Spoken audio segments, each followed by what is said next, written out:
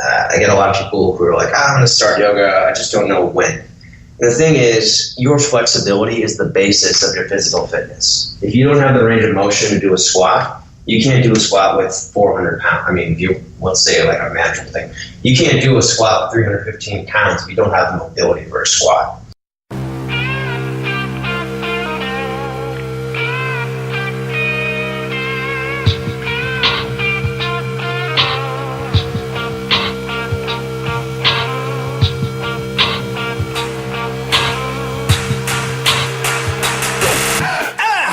Hello, ladies and gentlemen. Welcome and thanks for tuning in to the 2Fit podcast, hosted by the 2Fit guys, Jake and Josh. Now, 2Fit, by definition, is actively pursuing a state of health and well-being beyond perceived limitations. So, if you are looking to push the boundaries of performance mentally, physically, and everywhere in between, then you have come to the right place. On the 2Fit podcast, we will be interviewing and having fireside chats with renowned experts from doctors and strength and conditioning coaches to athletes and entrepreneurs.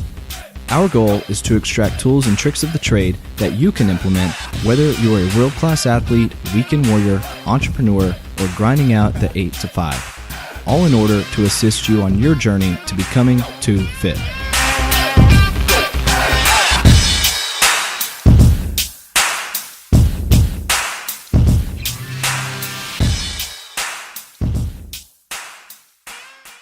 Hey folks, it's the 2Fit podcast. Thanks for tuning in once again. Now, how would you like to increase flexibility, build muscle, burn fat, reduce pain, and even master the perfect squat? And get ripped. And get ripped. Well, that's what this episode is all about, because we have Dean from Manflow Yoga on the show. And Dean specializes in teaching yoga to people all over the world. He even has a best-selling ebook on Amazon. And don't worry, it's not just for men, it's also for women. And so today we're going to dive into all the benefits of yoga without the woo-woo. So we're not burning incense over here. You won't hear us chanting, but we will get deep into the benefits of yoga. And Dean, welcome to the show. Hey guys, thanks for having me. Great introduction, let me say. Yeah, spot on, man. Spot on. I loved it. So, Dean, give us a little bit of your background. Let's dive into your story a bit. I know you are originally from Ohio, and then you went and played ball. You were playing lacrosse at the University of Wisconsin. Talk a little bit about Wisconsin. At least you didn't pick up the Wisconsin accent. Yeah, that's good. But no. Give us a little bit of that background. Give us your story and kind of how you arrived to Manflow Yoga. Yeah, sure. So I played lacrosse at Wisconsin from 2008 to 2012, and that was when I first started doing yoga. I walked into a yoga studio in January of 2011, I think, or 2012, and I was actually completely on accident. I was trying to find a tailor, and I walked into a Bikram yoga studio instead, and I told them, I've been in Turkey for the last 3 months, and all I was doing was lifting weights, didn't do any cardio. My body fat percentage has gone up a little bit. I feel really stiff, really inflexible. I want to get a little more tone. I want to improve my flexibility. I want to reduce my risk of injury. Would this help? And they said, yeah. Just take your shirt off and go inside. Did you have like suit and tie in hand, ready for the tailor as well? Yeah, I definitely had. I think I had jeans or whatever it was, but I said, okay, I guess I'll just go inside, and that workout destroyed me. So if you're familiar with Bikram yoga, it's a 90-minute class. It's the same 26 postures every time. And it is a mental as well as a physical workout, because the room is heated to 105 degrees. It's humid, it stinks, but it's an amazing workout that just completely works your body differently. Works your body completely differently from anything that you're used to. If you've never done yoga before, and you've just been, the typical dude when you work out, which is lifting weights, maybe going running, busting out some push-ups, and assuming that flexibility was something that you didn't need. So, that workout kicked my ass to the point where I said, well, I'm definitely weak in these areas, and I'm going to get better. I'm going to keep coming back. And that's what started my passion in yoga. And Manful Yoga slowly evolved once I started teaching it to other people. So I actually started teaching to my lacrosse team at Wisconsin. And then I started Manful Yoga just as a Facebook page and a YouTube channel so that they could stay, so that they could do yoga workouts over winter break. And it just slowly evolved from there. So that's kind of the background on how it all got started. And here we are, and I've got, my audience and my members area, pretty awesome website, brand ambassadors, and talking to you guys. So there's a lot in between that, but that's the origin. So what was the need you were looking to fill with Manflow Yoga? I mean, there's a whole lot of different yoga programs out there, but what was the need that you saw out there? You said, man, I need to start this and give a better service to people. Selfishly, it was my own need. I love the yoga workout, and I could tell what needed to be done to make it better, at least more applicable to me, the athlete. And I looked around, and I couldn't find anything that was exactly what I wanted. And I knew that there were people like me. There's definitely lacrosse players like me who could use more flexibility, who would enjoy this type of training, who want to get better at their sports, who want to be better athletes. There's probably some football players who want to do this. There's probably some other people who would appreciate a more athletic approach. So, straight to the point, as bluntly as possible, I dropped the spiritual stuff. I made the workouts longer, or I made the poses longer. I made the focus of the workouts on the technique and on the workout instead of the spiritual aspects. And I used postures and I used variations of exercises that were more friendly to people who were not used to doing yoga. So people who weren't flexible, people who didn't have yoga knowledge, people who didn't speak yoga, so to speak.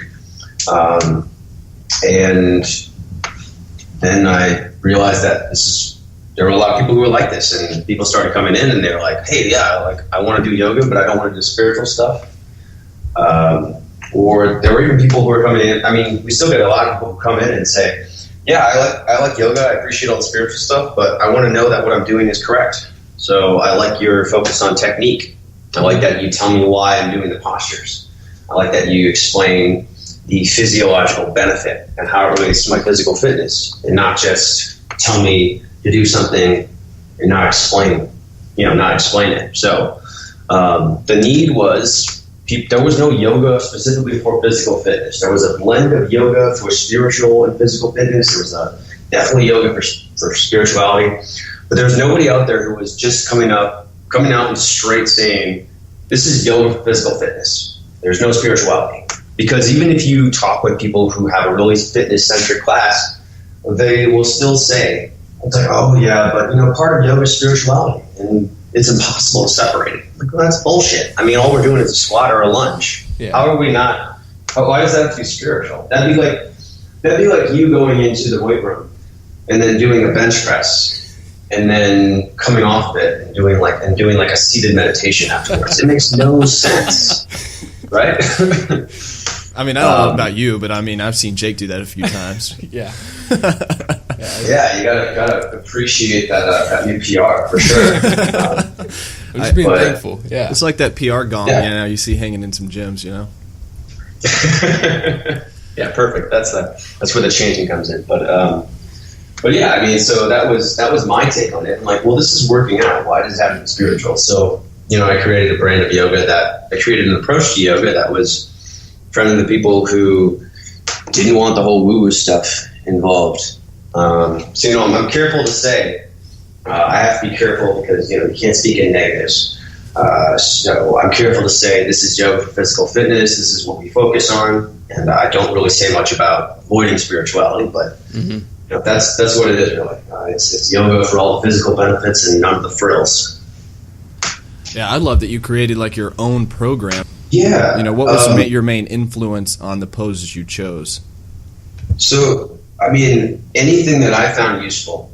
So I took elements of power yoga, from vinyasa yoga, from hatha, from ashtanga, from bikram, because I've done almost every type of yoga. There are very few yogas that I haven't done. So I took, anything that I experienced that I thought, okay, this could help people. This is, easy enough. This is something that somebody who's not flexible or isn't used to yoga could do. Or as long as I explained it in a way that someone could understand. And, I even incorporated, it's not just yoga.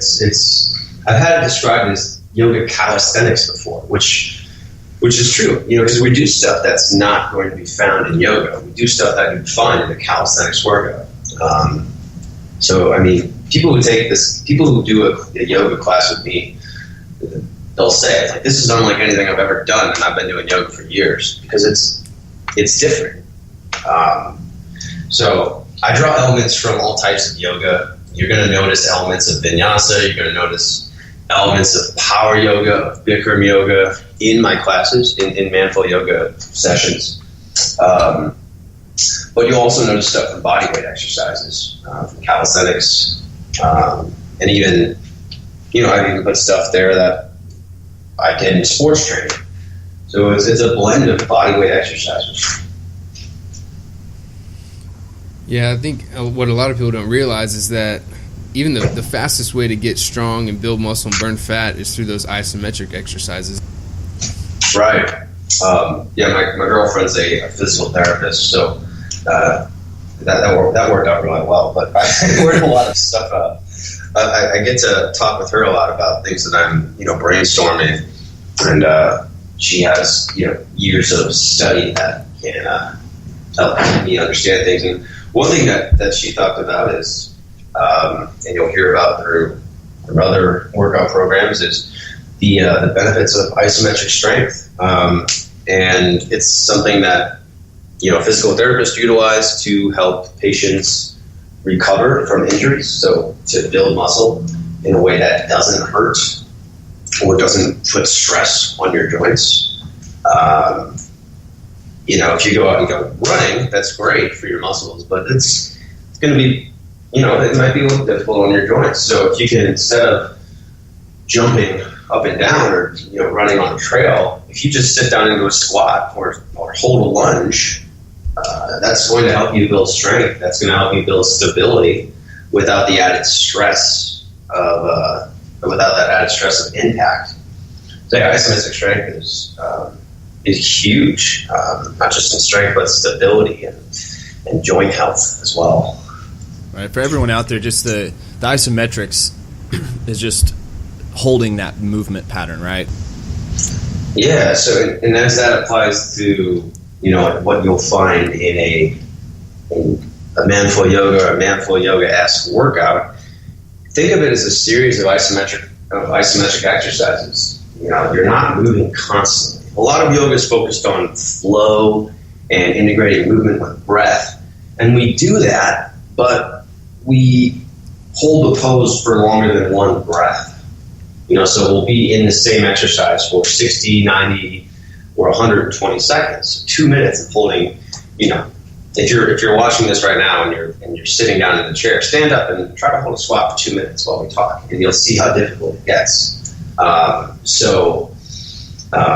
You can think of a workout that we do as a series of isometric exercises. And the cool thing about yoga is that it's constant. So that's where the mental aspects come in, because instead of finishing a set, you're like, oh crap, what's my next exercise? Oh, there's Bill. Hey Bill, what's up? What are you doing? Or interrupting your workout, you stay centered in the workout. You're like, okay, I'm immediately into the next exercise. There's no breaks. And your mind stays focused on the workout instead of thinking, okay, what am I doing next?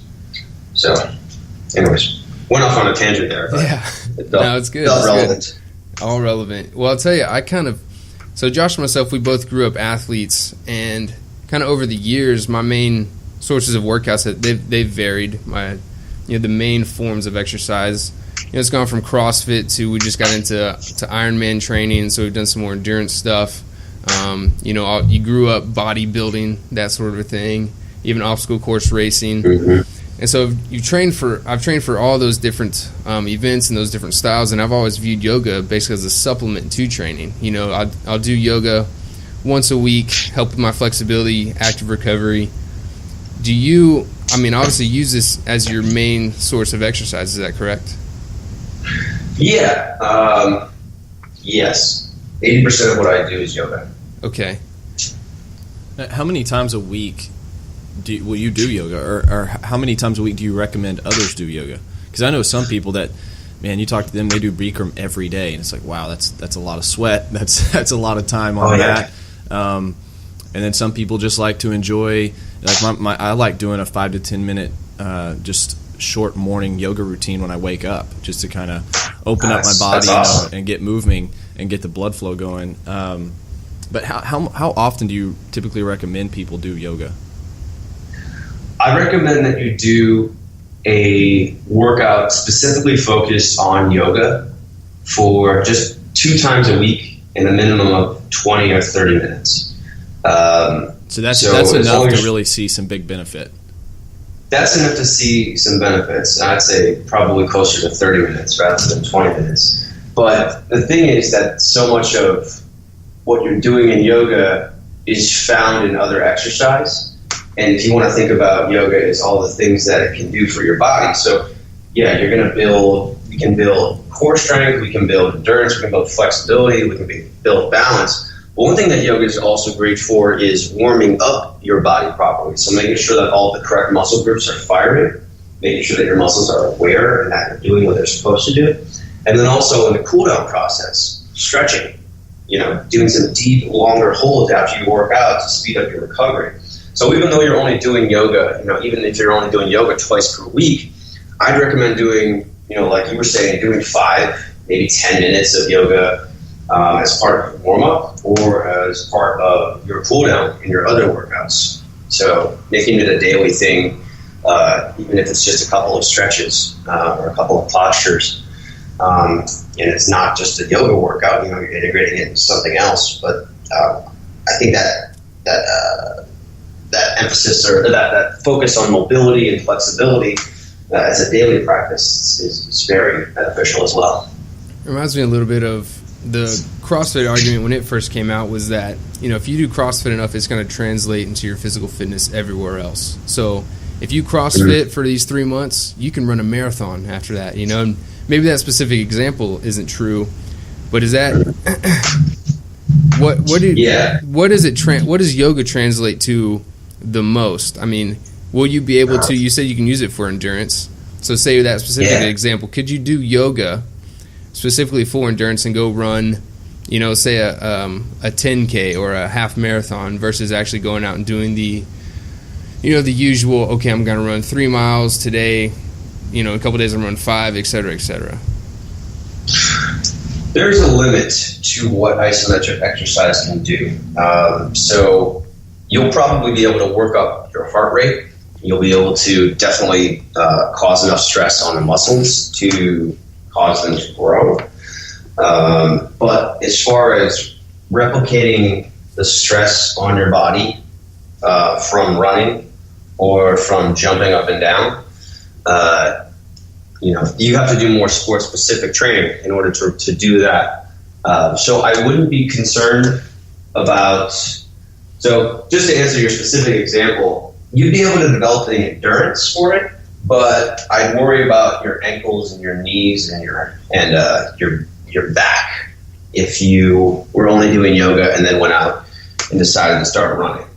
But as far as what we can expect from a regular yoga practice, I actually just did a 21-day challenge, and we did a survey that had some really helpful feedback into what people can expect. So kind of the surprising thing was, not surprising to me, but kind of to answer your question of, how often do you have to do yoga all the time, so to speak, is that 85% of people who took the survey said that they were more aware of their posture, significantly more aware of their posture than when they started. So one thing that yoga teaches you is being more aware of your posture and standing up straighter and making sure that you're pulling the shoulders back and down, and keeping your chest open and keeping your spine upright, using your core when you walk.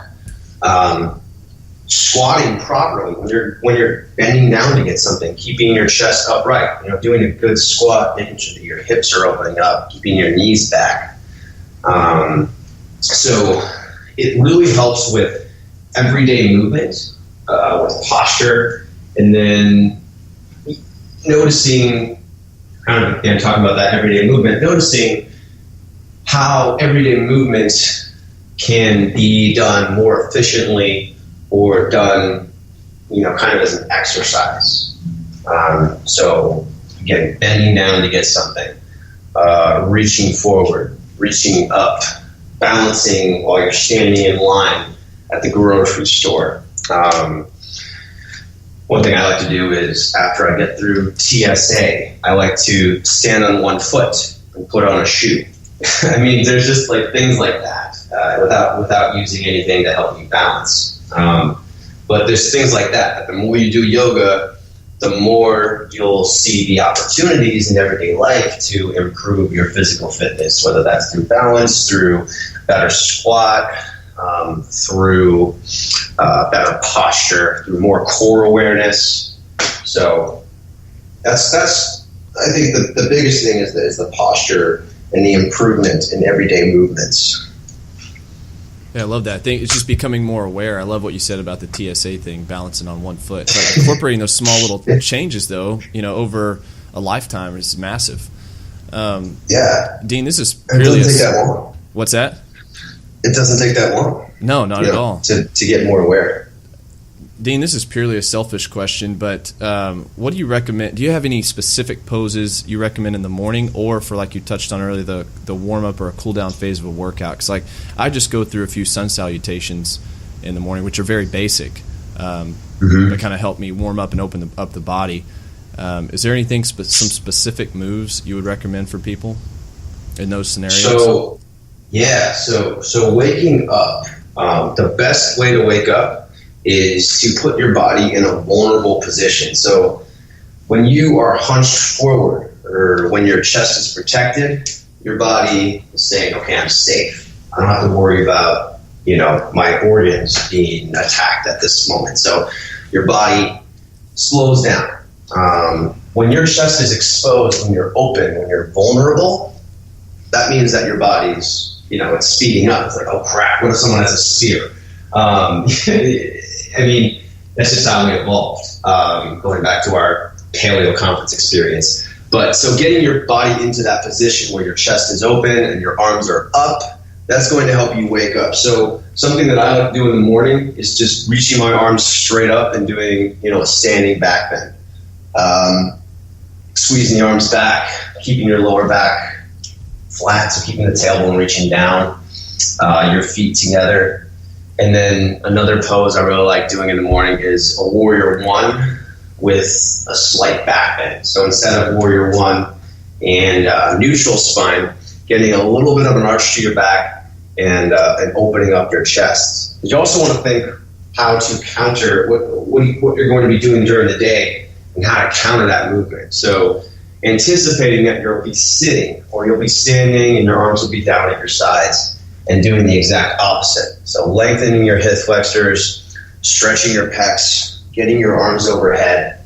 And I think that's what I use on a pretty regular basis for the morning. As far as cooling down, something at night or after your workouts, this is when we want to do the opposite. This is when we want to cover your chest. This is when we want to put yourself in a position where your vital organs are protected. So this is where something like a child's pose or a pigeon stretch or a lizard is a really good idea. And if you're confused on what those poses look like, I can probably put up some photos in the show notes. If you, we can you guys will do that in the show notes for sure. Cool. And these are poses that you would recommend like a couple in the morning, any type of flow to that, like the sun salutation approach, or in the evening as well? Would you just kind of do these poses and breathe through them for a while? I would just hold them and breathe through them for a while. So I don't know if you. This is coming from Kelly Starrett, but his new book on desk bound. But just holding the posture. He recommends doing the high lunge position for at least 1 minute per day. And I'm a big fan of that isometric exercise. So I would recommend the Warrior One and that standing back bench. Just holding that for a minute or 90 seconds, and just allowing your hips to open up. So there's something to be said about doing a flow.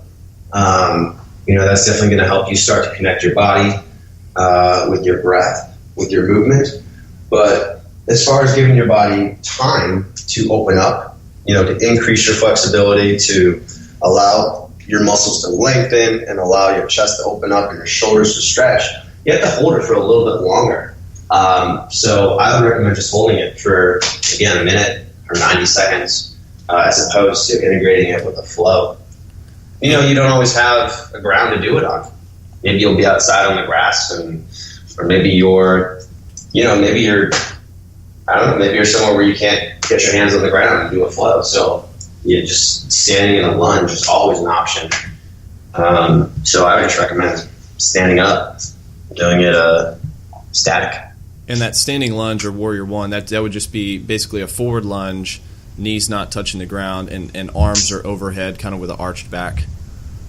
Yeah, just a little bit of an arched back, just kind of a neutral spine. Well, while we're on the subject of specifically using poses to target some things, how about anything for lower back pain?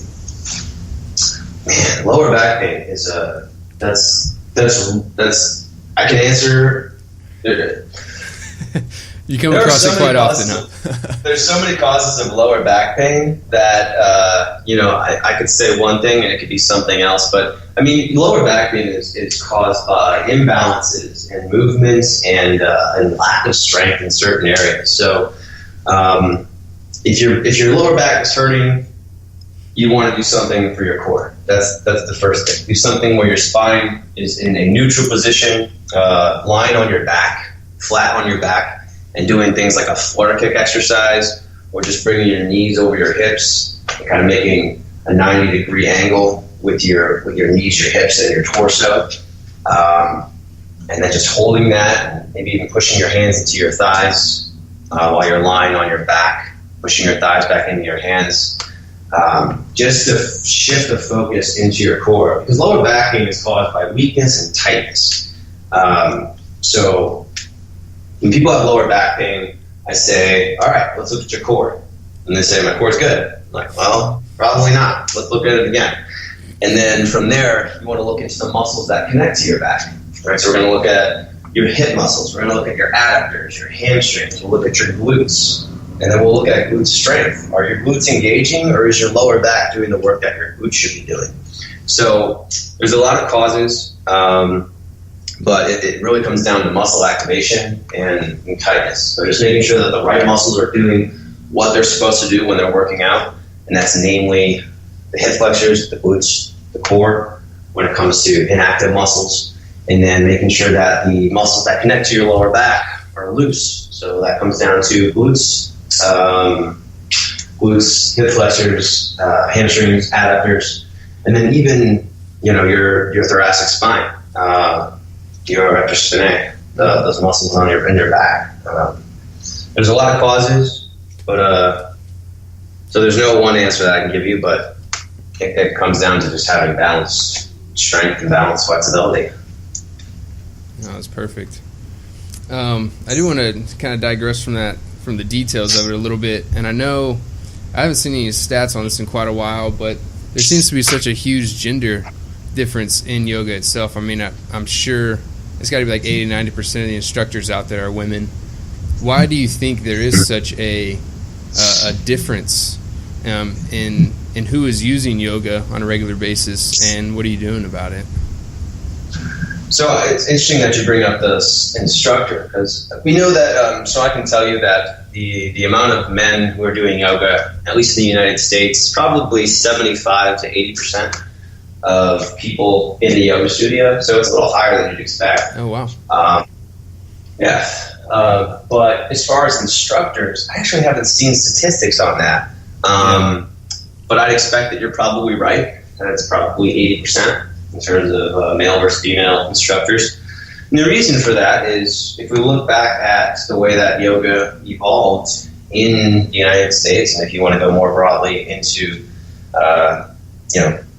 Europe and the United States, it was primarily targeted to housewives in the 60s. So it developed as something that women could do to help relieve stress, and to something that they could do for light exercise. But really, the benefit I think was really on the stress relief aspect of it, and that's how it evolved. I mean, up through the 90s, it was still considered a very feminine thing to do, and it wasn't really until I'd say late 2000s, maybe 2010s, that it started that a shift started, and it became something that now men could practice. But the reason why it's still, a lot of men will look at it and they're like, yoga's for girls, I don't want to do that. And I said that back in 2011. Someone in front of me invited me to a pickup class, and I said, no, I'm not going.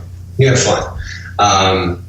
But I mean, the reason why is because that's just how the culture developed. There's a culture around yoga that isn't attractive to men. It's being vulnerable. It's being kind of crunchy. It's kind of got that hippie or that new age woo stuff. And I think that a majority of men look at that and they're like, well, that's not how I want to train. I don't see that as something beneficial to me. I don't want to do something that tells me how to live my life or forces me to be emotional in public. I think that's a big part of it. So the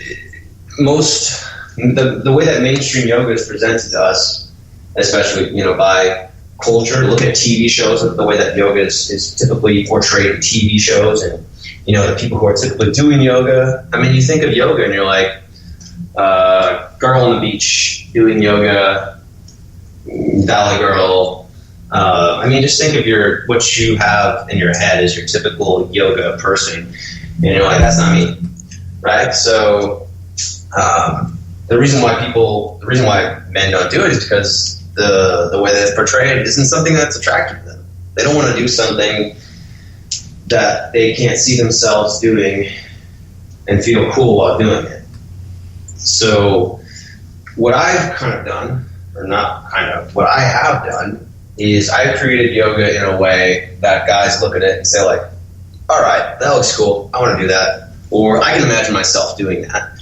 So it's instead of showing postures where, we've got our foot tucked over our neck, or we're doing some impossibly flexible split, I'm just doing a lunge. I'm doing a squat, or I'm doing, a cool balance that challenges your upper body strength.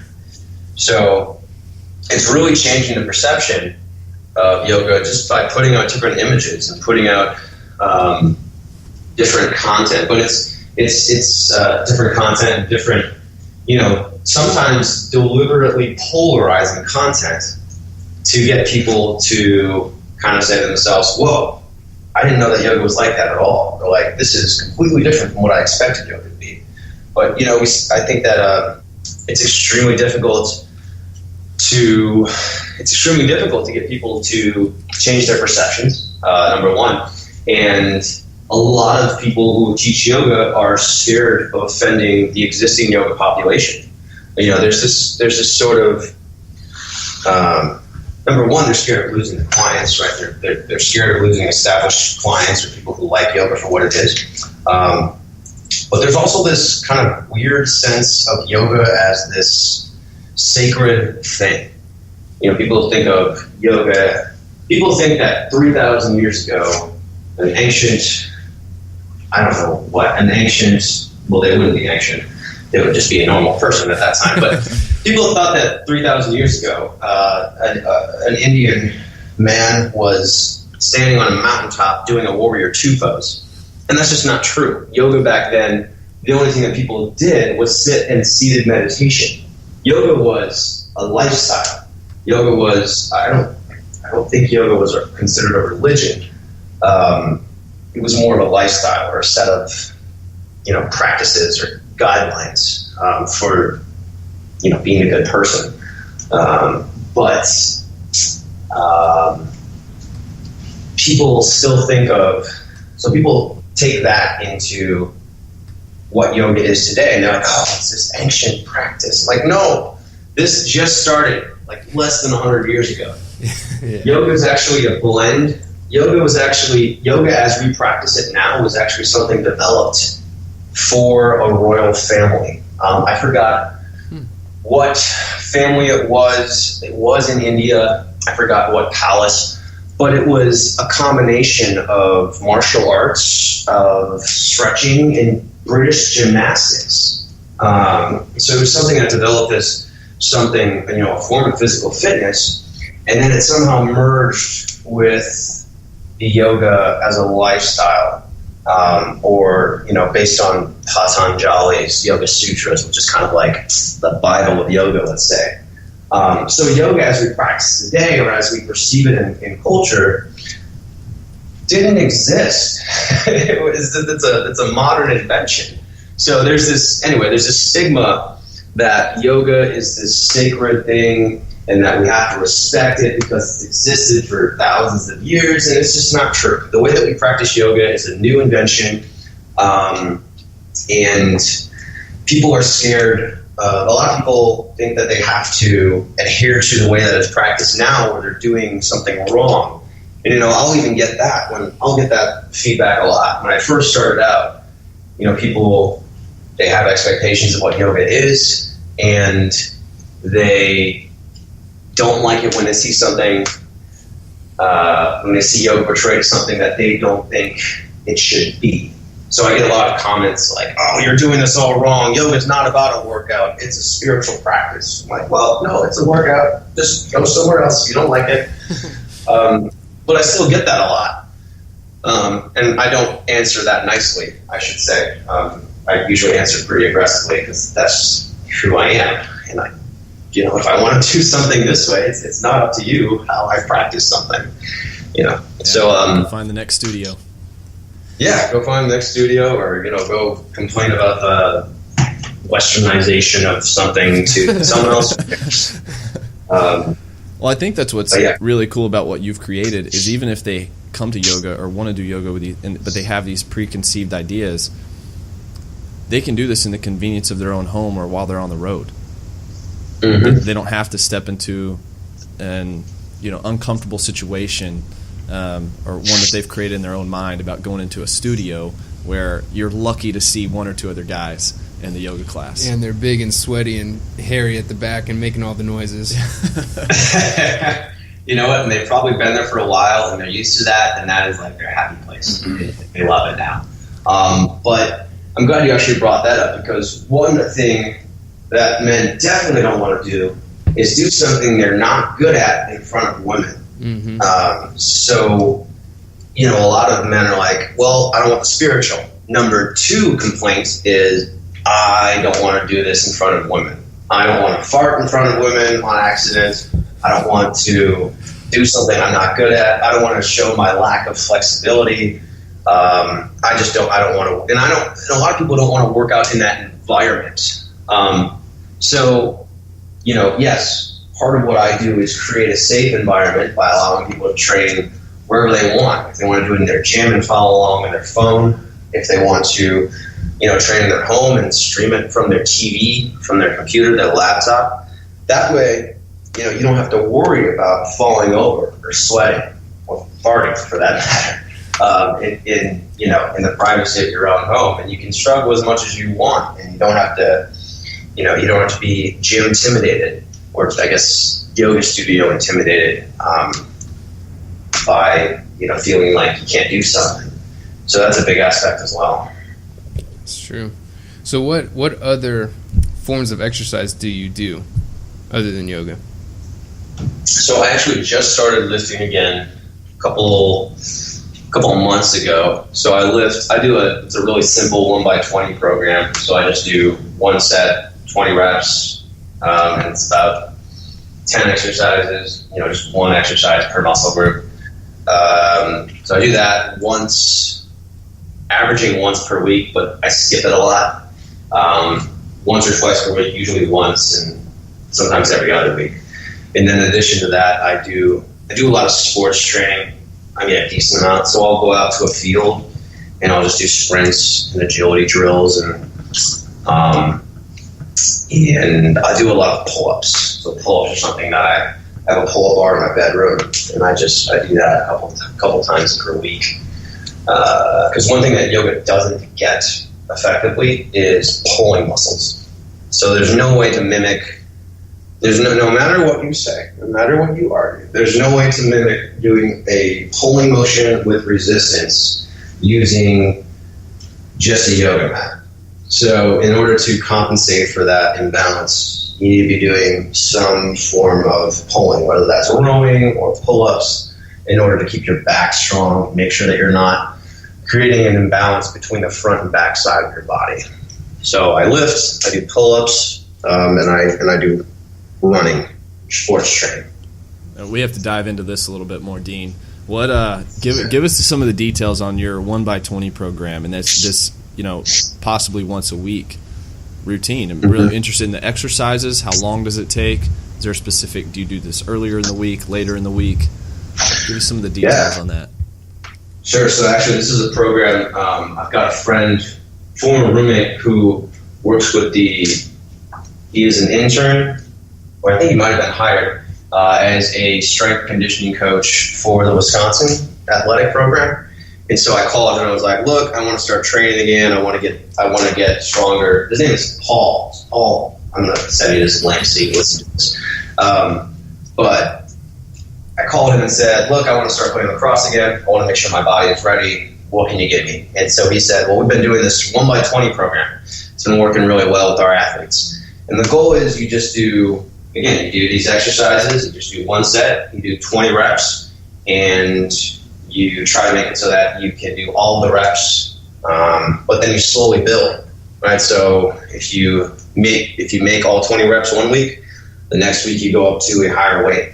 So it just continually progresses, and by the time you're doing a deadlift or you're doing a back squat, those 20 reps get hard if you're getting to your max, and there's a lot of seconds of tension while you're doing that exercise. So anyways, I'm reading off what I have here. I've got a box jump. I've got step-ups, weighted step-ups, bench, deadlift, dumbbell row, calf raise, lat pull down, military press, hamstring curl, a straight back rollout using one of those rolling wheels, bicep curls, supine trunk rotations, tricep extensions, reverse crunch, and a back extension. So, if you rewind that and play it again, you'll notice that there's no repetition, really, of different muscle groups. So we've got one tricep exercise,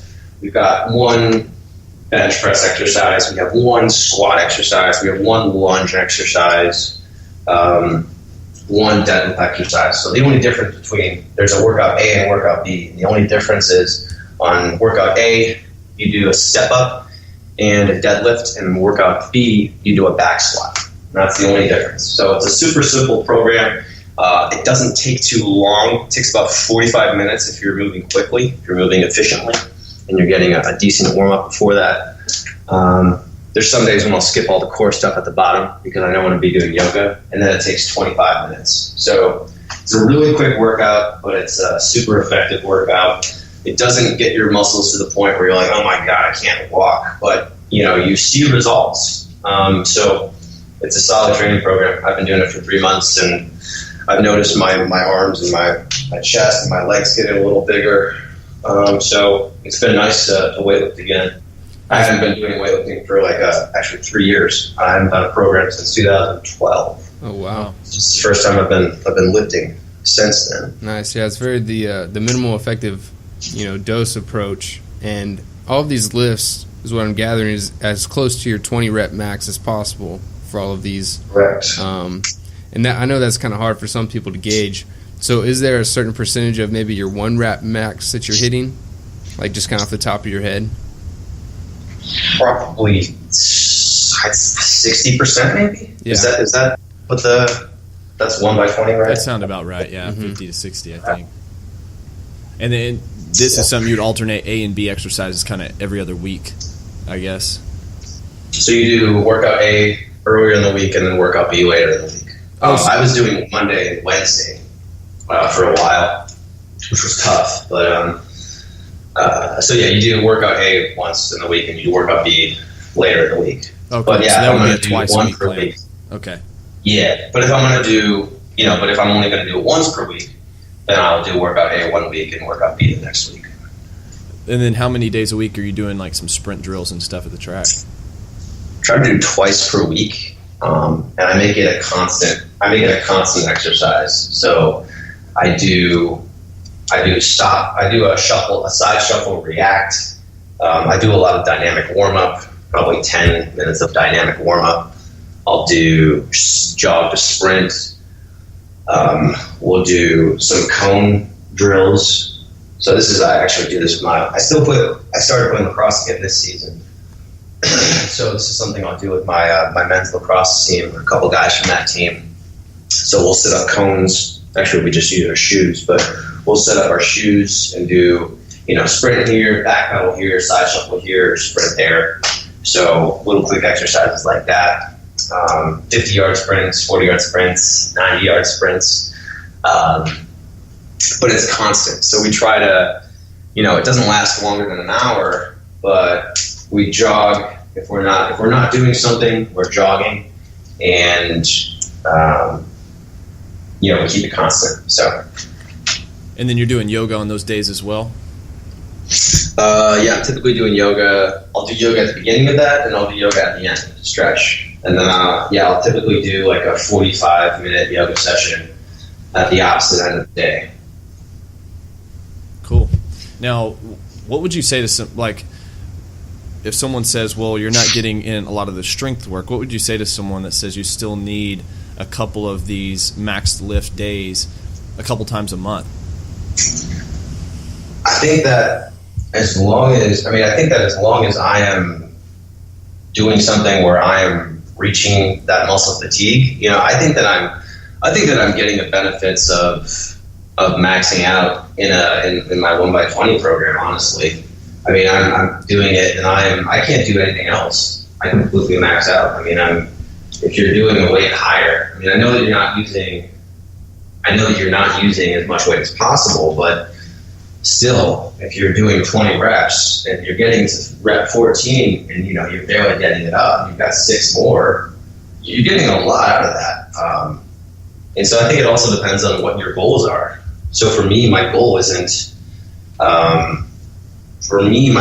more so endurance and flexibility, longevity. I'm not trying to get huge. So me going under and doing my max rep isn't something that I'm really honestly interested in.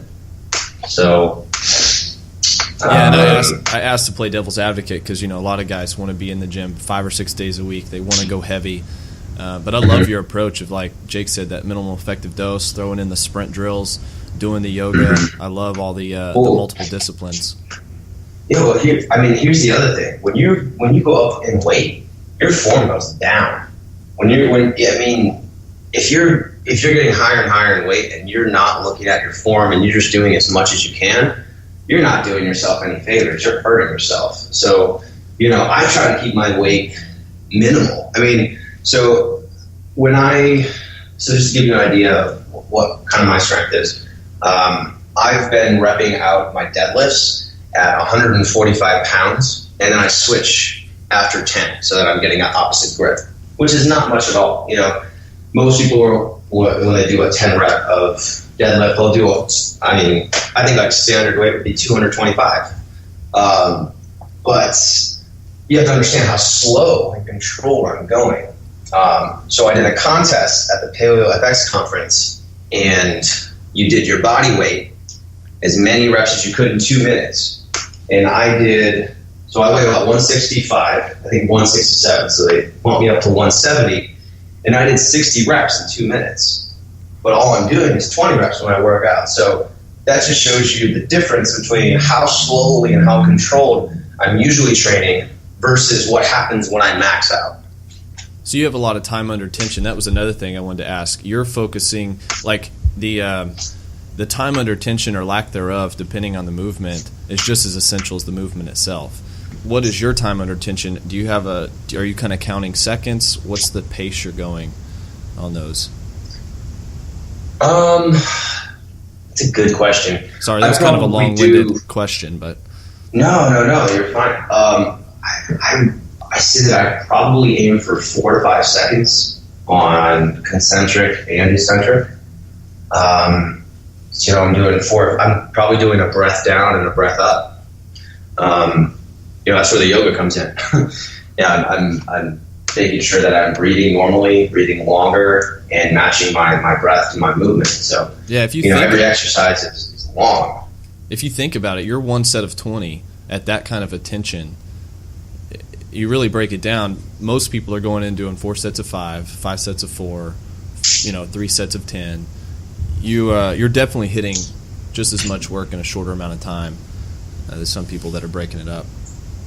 Yeah, so I'm thinking of I had a flashback just now when I was at the gym and I was watching a bodybuilder train, and it's weird because you see, I'm sure you watch CC Fletcher videos to get excited, but people like that on YouTube and Cali Muscle and let's say some other bodybuilders, but they do super fast reps. You see them just doing curl after curl after curl, and I remember being at the gym watching this dude who was definitely a bodybuilder, super jacked, but he was doing the slowest rep that I'd ever seen. And that's really what creates strength. It's controlling the weight. It's not throwing it, banging around the weight and throwing it down for finish. It is mastering that weight slowly, making that weight yours, slowly controlling it, not letting gravity do anything, just controlling and moving slowly. So these guys anymore, they're just working towards that pump. But that time under tension's, that's nothing new. If you watch like Pumping Iron or, that's what Arnold's talking about back then. That's when The Rock was put on all his size when he was wrestling for his movies and whatnot. He said he would do, every rep was at least 8 seconds.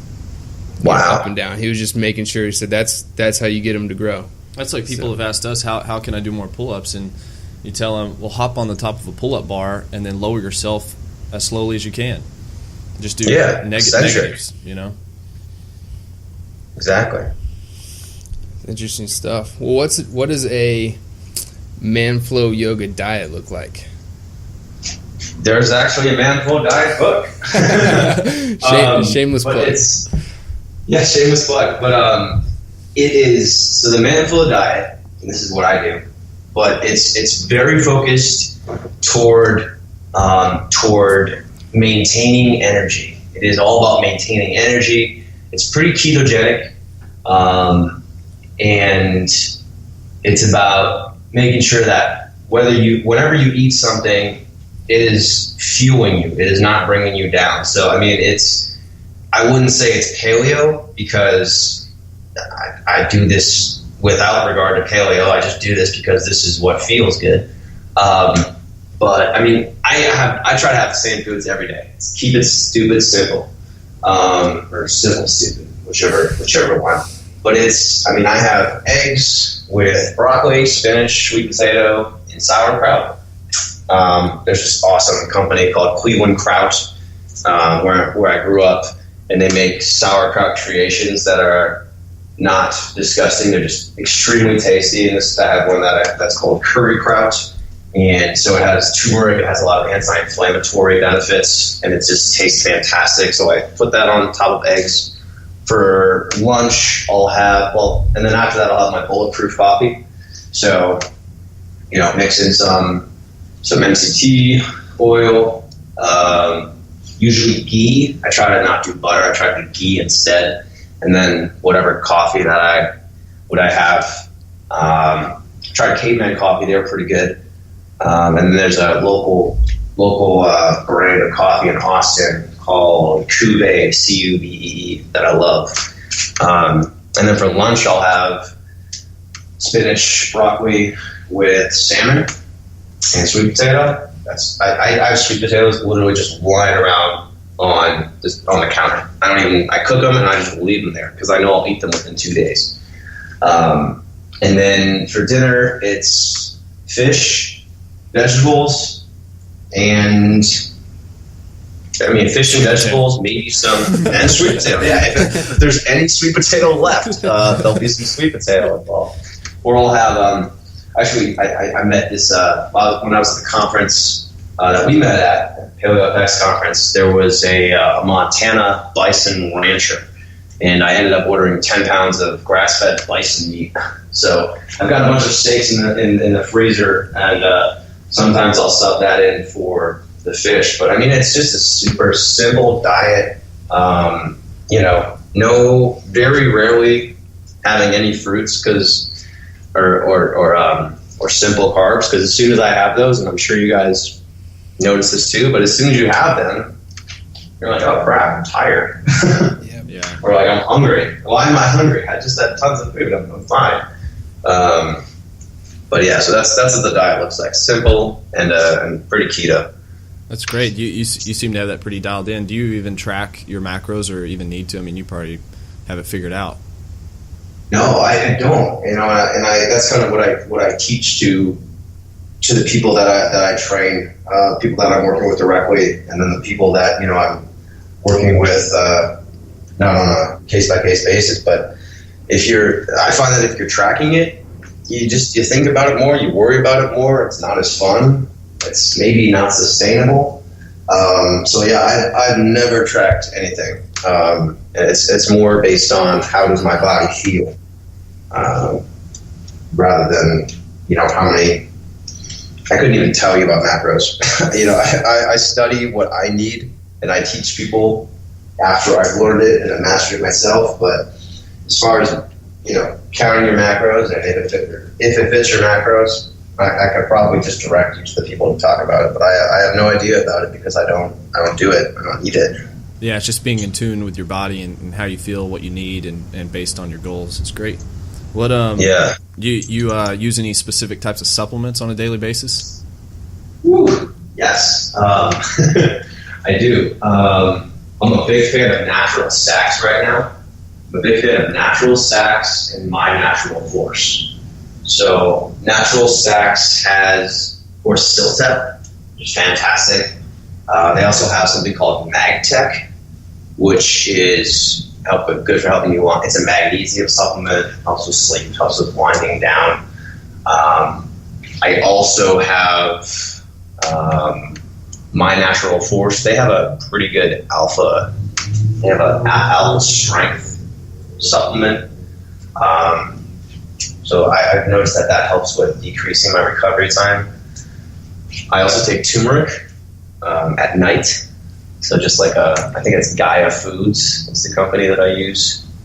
And then, I also use a collagen peptide protein in my bulletproof coffee. So collagen support. And I've used your stuff too. I've used your recovery, your watermelon recovery product a couple of times, and it was great. Most times you have those. A lot of the time you have that stuff, and it's for whatever reason it hurts your stomach, or just feel shitty afterwards. And I felt good. Literally. Shitty. Yeah. Exactly. But that's what I'm using. That natural stacks Siltep, that's the nootropic, right? Yes, that is the nootropic. Do you use that kind of as an as needed basis, or is that a daily staple? That's a daily thing. I've heard from multiple people that nootropics are best taken, or have the best effect when taken over time. So I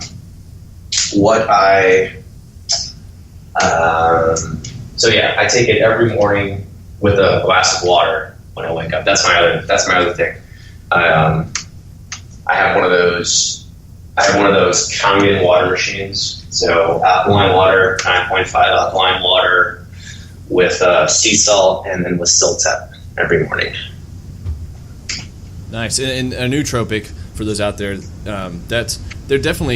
been around for a long time, and I think they've been gaining more popularity slowly, but they basically just upregulate different neurotransmitters based on the strain or based on the specific ingredients to kind of help with mental focus and function and memory.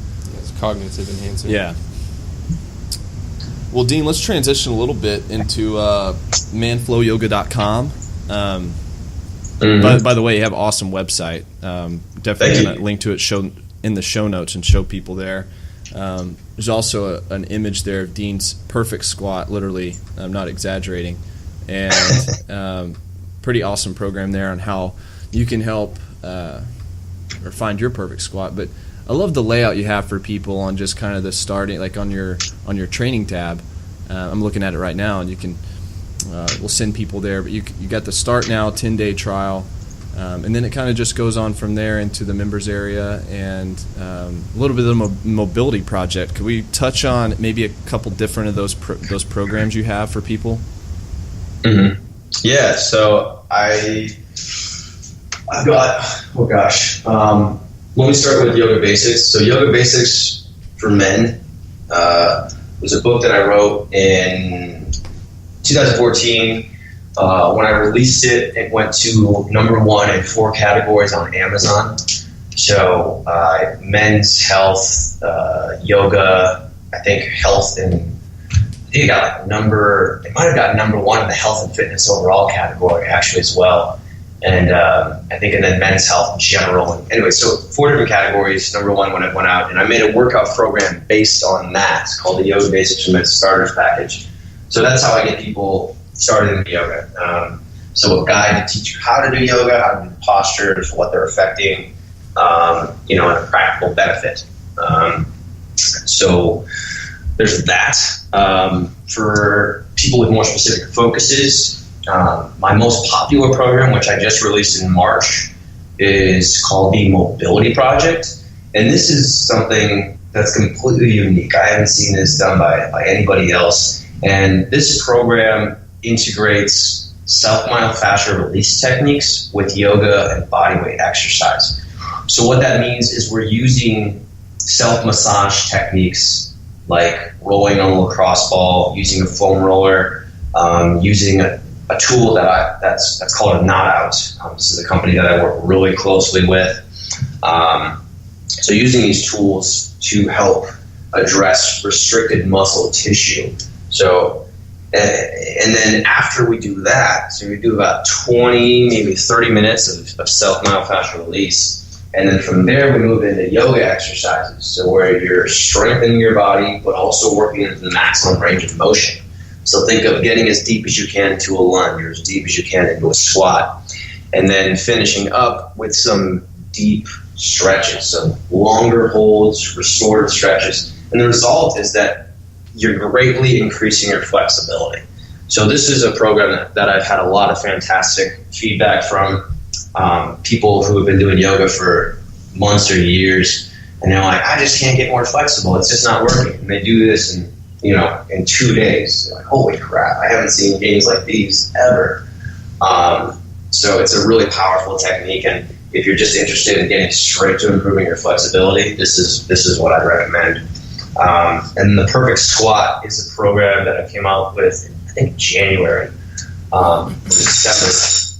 And this is a workout program that is focused on developing the strength and the flexibility and the body awareness necessary for achieving a perfect squat. So just doing the squat over and over again isn't going to help that much. But when we start to get into all the little aspects of a squat, hamstring flexibility, core strength, hip flexibility, glute activation, balance, body awareness, so being able to notice what's going on in your body and making the subtle changes necessary by slowing down movements. So this is a program that is specifically for people looking to improve their squat, but we've also realized that the benefits of a squat, so when you have the ability to do a perfect squat, there's so many things that come with that.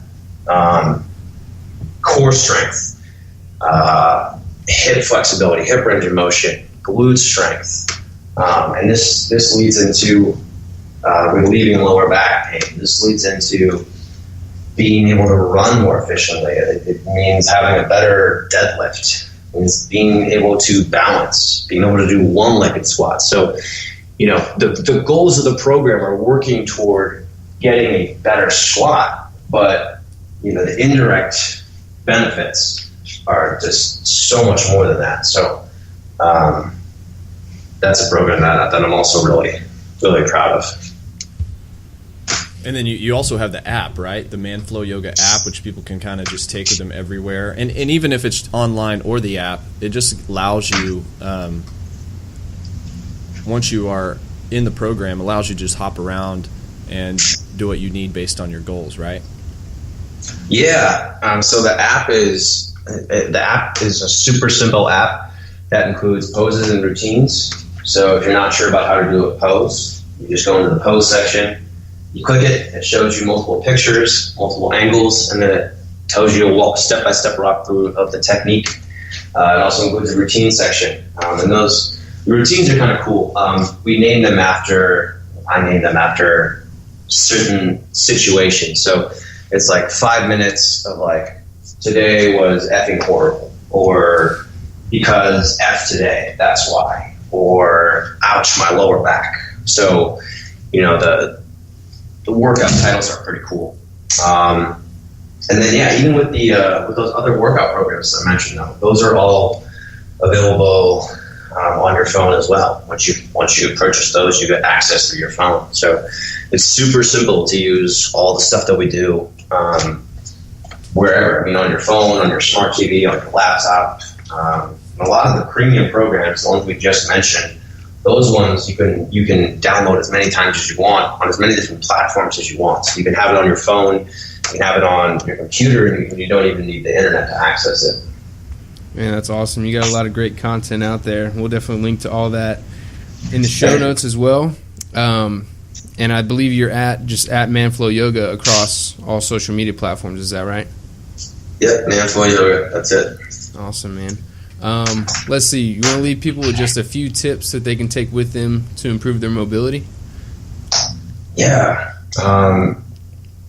So I would start working on getting deep into a squat every day. Just sitting down into a squat, working on all the elements that go into a squat, working on the ankle mobility, so the ankle's sitting out, working on the glute engagement, so external hip rotation, to allow your hips to open and to strengthen your glutes, and working on leaning back in the squat. So many people just do a crappy squat. They lean forward and their back arch, or their back rounds.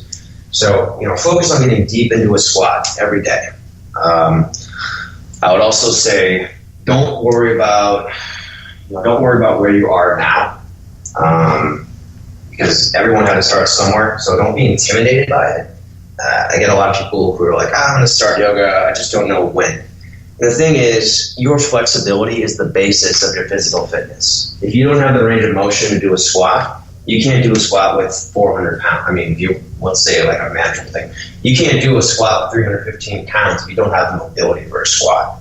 So mobility is the most important aspect of your fitness, and that's something that I say on a repeated basis. But if you don't have that range of motion, you won't have the strength. So keep that in mind as you're starting to do, as you're starting to work on your mobility. And then I guess my last tip: try to do 2 or 3 postures a day. Spend 5 minutes on your mobility. Make sure you're doing a lunge. Make sure you're doing a squat. Make sure you're doing something for your shoulders. So something that stretches your chest. Even if that's just putting your arm against a wall, doing a pec stretch for a couple minutes, or a minute at a time. Doing a downward facing dog. So yeah, I would say that. Perfect, man. Great advice. I love it. Yeah, Dean, it's been a pleasure. Yeah, it's been great, guys. I appreciate you having me on the show. I'm glad that I won your contest at the That's right. At the booth. Even though I wasn't really happy about it at the time. Yeah, that was on the bike, right? Yeah, nobody touched that number. Nobody even got close. I don't think. Out of the two, we had a rower there and the assault bike, and the challenge was however many calories you could get in 10 seconds max effort. Right? 30 seconds. I think it was 30 seconds. 30, oh, wow. It was a grueler, man. That's right. 30, Yeah. Yeah, not many people took us up on the bike, but Dean blew it out of the water. I had to try it. So, yeah, well, let's, next time we're in Austin, man, we'll link up. Yes, please do. That'd be great. Well, thanks again, Jake, Josh. Really appreciate it. Absolutely, man. We hope you enjoyed this episode of the 2Fit Podcast. This episode is brought to you by 2Fit USA, the sports nutrition company owned and operated by the 2Fit guys. To show our appreciation for you tuning into the podcast, we would like to give you a 10% off your entire order at 2fitusa.com. All of our products are sugar-free, paleo-friendly, gluten-free, non-GMO, and a whole list of other buzzwords. So hop on over to 2fitusa.com. Don't forget to use your promo code FIT1, that's FIT1 at checkout. We highly value and appreciate your feedback, so please leave a review about the products and the podcast at our website, 2fitusa.com, under the podcast and products pages. You can also leave a review on iTunes. Now, if we happen to read your review during one of our podcasts, you'll receive a 1-month free subscription of all 2Fit products. So write something noteworthy. If not, we probably won't read it anyway. So go leave a review, listen to the next episode, and till next time.